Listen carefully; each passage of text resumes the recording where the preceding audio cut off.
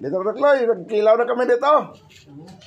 Nagluto pa sa ginataan, bilo-bilo. Habang hinihintay, dito rin ako nag-iwa-hiwa ng bangus para pang kilaw.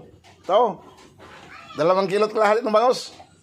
Tapos ang gata, nandoon na sa, nakasalang na. Ito ang bangus namin, Ito ang gata, makita niyo ang gata dito. Ito, kumukulo-kulo na.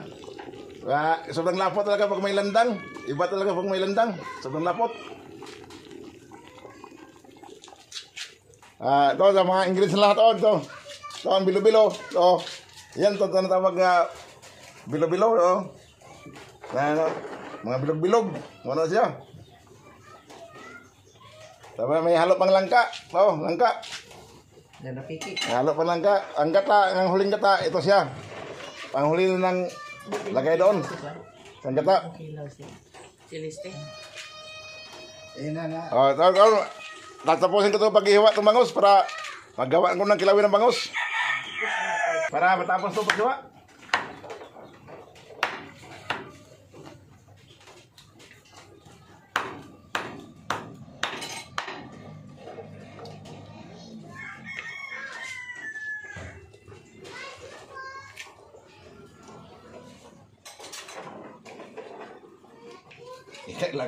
Lang lupon-lupon lang ako. Ito isang ulo, hindi ito namin isama pagkilaw. Pang to, ibang luto to, pang paksiw. Pwede ito pang paksiw.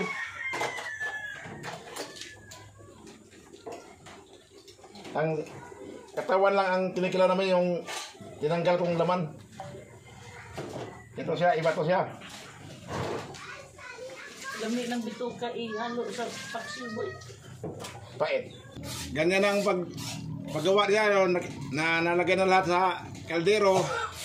Kailangan may konting hukay-hukay para hindi matutong. Ang kulang na ito na paglagay nito, yung ano lang, gata. Yung huling gata, yung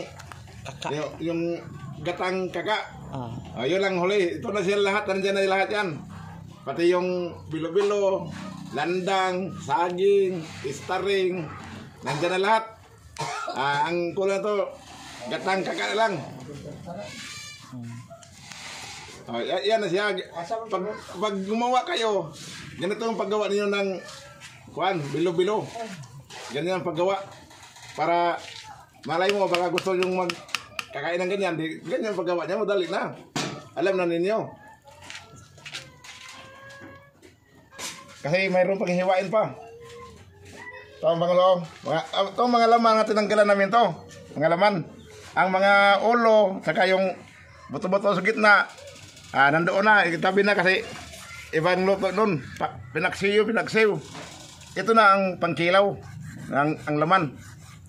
Puro na ito pangkilaw.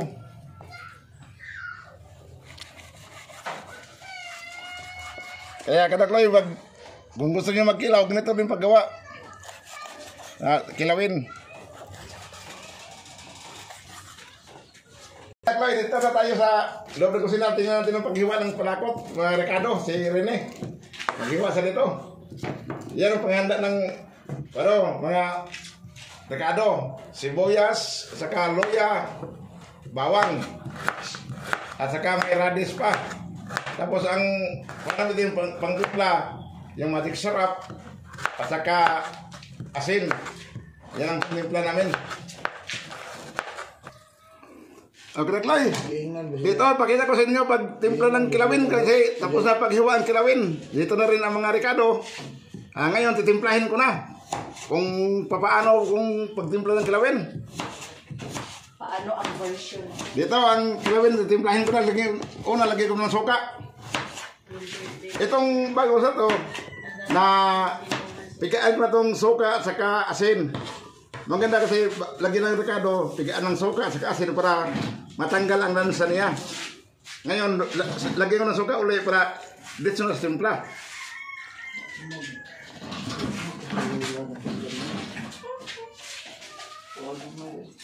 Suka sa pag-ibutan lang. Ito, ilagay ko ng bawang ito.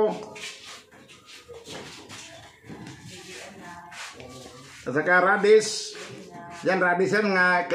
Pinigaan na rin ng suka ang radish para mawala ang pakla niya. Ano? Ngayon dito. Iba pala yan. Oh, ito na. Red at para asa man eh. Kinilaw? Ito kita ko yung sibuyas at saka luya. Ihalo ko na rin to. Ang laki na po kayo sibuyas. Parang panginalaga. Tapos ito ang kalamansi. Ito. Kalamansi. Saan yung salaan sa kalamansi? Salaan daw sa kalamansi. Ay, Ano mo muna, ipiga mo muna sa plato tapos hinahanap pala yung salaan na gano'n, hindi nakita. hindi nakita yun.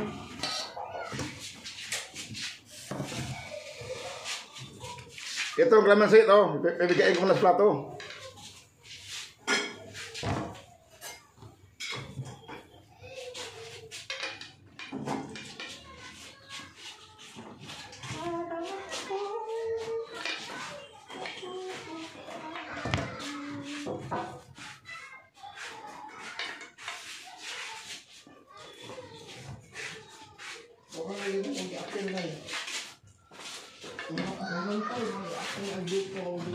Daming kalamansi ito mga halo.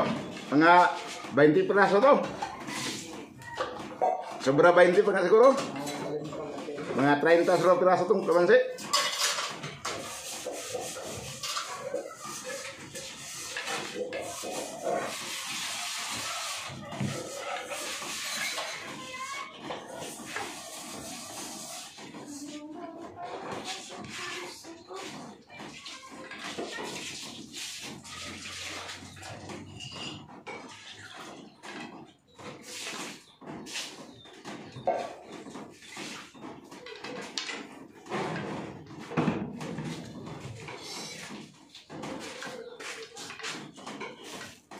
Hindi apil niya.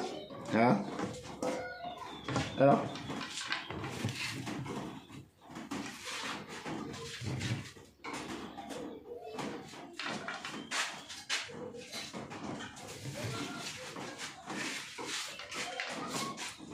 Bakit yung pagsilagyan ng labanos nyo? Sorry.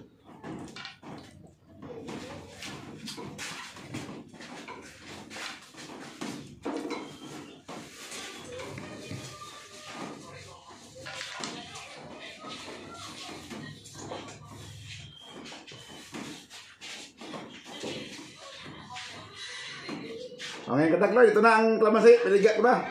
Isahog ko na sa kilawin. Ang kalamansi.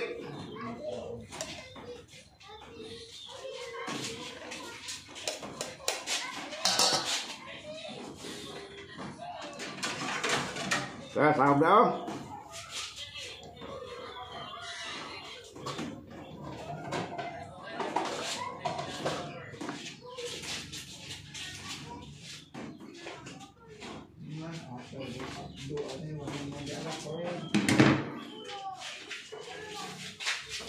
Matikrap, nandiyan ang matikrap.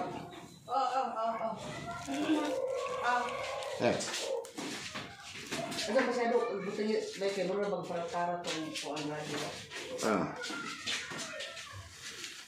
Ito, matikrap, kadaklo yun, matikrap.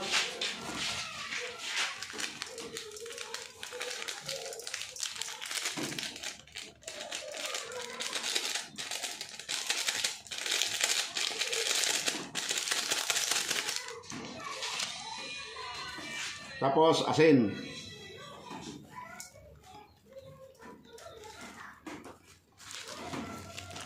Okay, nandiyan na lahat ng mga ingredients ko. Kaya ngayon, okay, kain ko na. Para mahalo ang mga lasa ng mga Ricardo.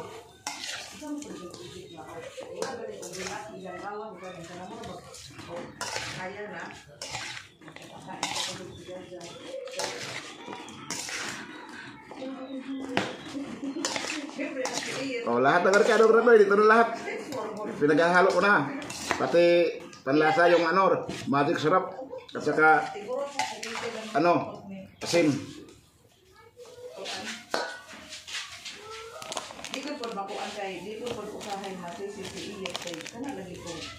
Kini po si ko cover na.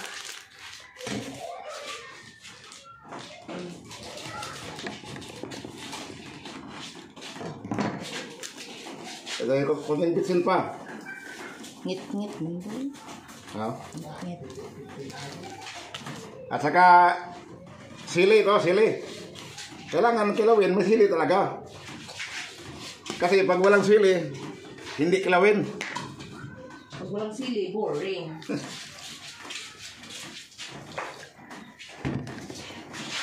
Ito, lagyan ka ng sili. Kulang doon talong sili, kulang pa. Meron pa dyan. Ren, may sili pa dyan. Marami pa. Kulang pa itong 3. Nagdagan mong 5. Ha? 5. Dagdagan 5? Oh. My God. Hindi ito nga tagasod, hindi naman ito kulikot.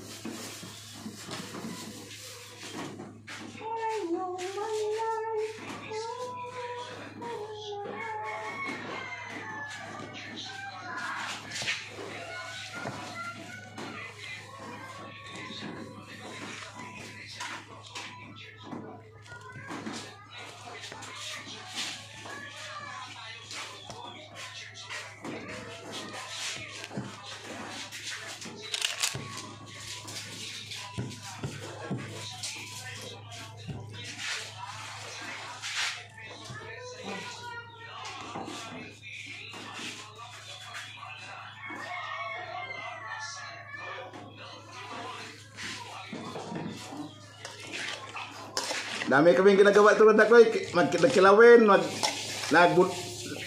lang bilo-bilo. Daming mga pagkain. Kilawin pa lang, 2 kilo kalahati na. Bilo-bilo sa kalium dako.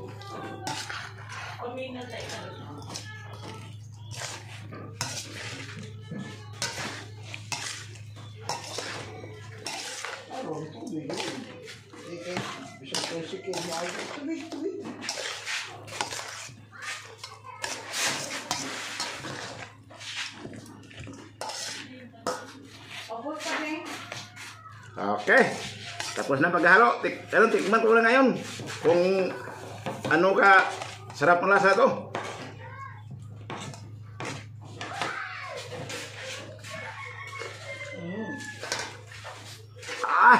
Sarap talaga. Ito ang finished product na ko eh. Kaya magigawa kayong kinamin, ganito paggawa niyo para masarap. Oh, sarap talagang lasa niya. Tama talaga.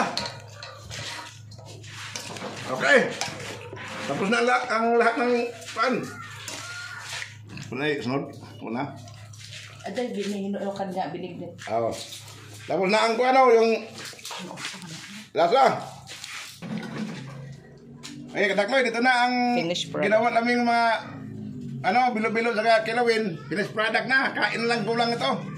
Dito makikita naman ninyo. May biko, may poto, may kilawin, may bilo-bilo. Oh, may kanin. Ang kanin namin na mais. Mais na ais ang tawag ito, yung pino. Yan ang galing probinsya itong mais namin itong kakainin. Ito ang masarap ang pares ng kilawin. Okay, kita niyo lahat yung Rakloy. Kita niyo sa lahat ng mga nanonood dyan, pwede na kayo mag-subscribe. Subscribe na kayo. Kasi tapos na ang gawa namin. O ngayon, kakain na na. Kain na na kami. Okay, thank you. Thank you sa lahat.